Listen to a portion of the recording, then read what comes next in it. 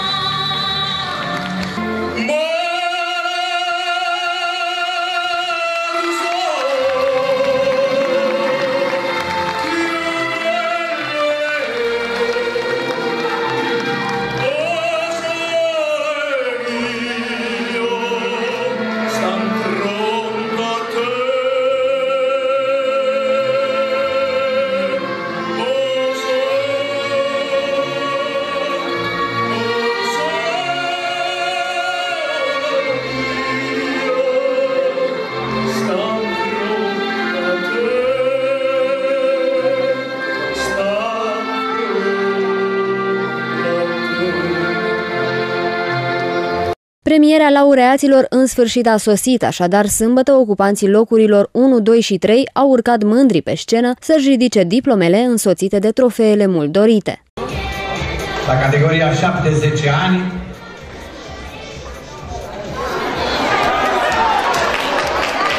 Adrian Ștefan Ivan! Maria!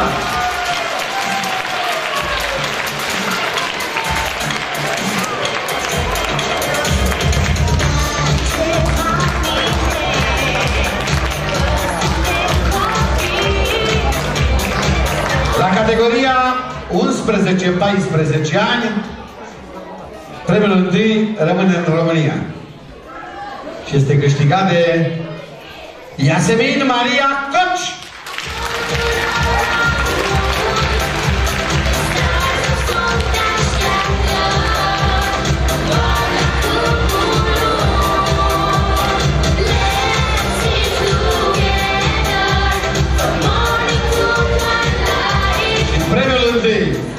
La categoria 15-18 ani, nu? Mario Luciano Greco, Italia!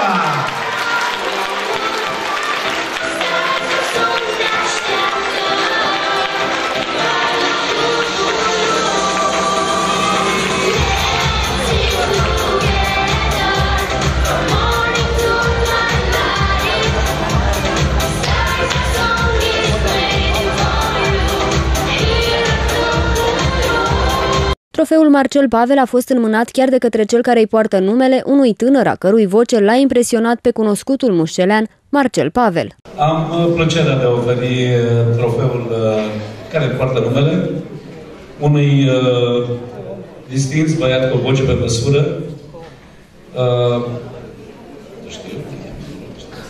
El se numește Mihai Teacăr, numai aș vrea să-l aplaudați, da? Numai că are un mic defect, este destul de înalt. Mai departe, vă rog.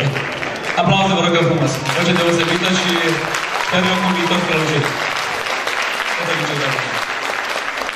Invitată specială a fost câștigătoarea trofeului Stars of Song 2013, care nu doar a cântat în fața juriului și a celor prezenți, ci a avut și o coreografie impresionantă.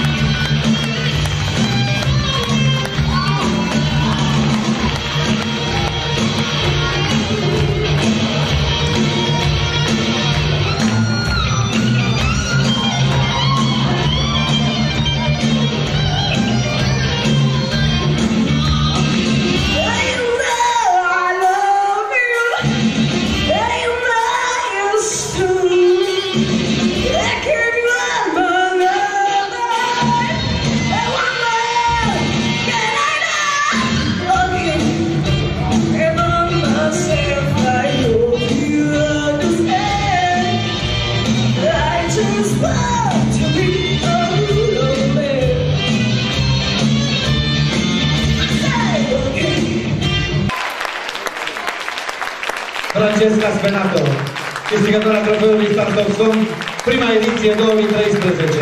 Nu ne-am înșelat, nu-i așa? Seara s-a încheiat odată cu premiera câștigătoarei trofeului Stars of Song 2014, Hristina Milenova Hristova, în vârstă de 14 ani, din Bulgaria. Trofeul Stars of Song 2014 anul acesta merge undeva foarte aproape de România. În Bulgaria, Hristina Milenova Hristova!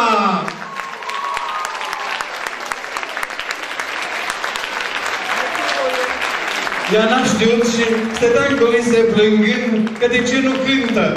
Și a zis, îmi pare rău, vei cânta mâine. Probabil că mâine mai avem un spectacol. Ea credea că n-a primit nimic ca premiu.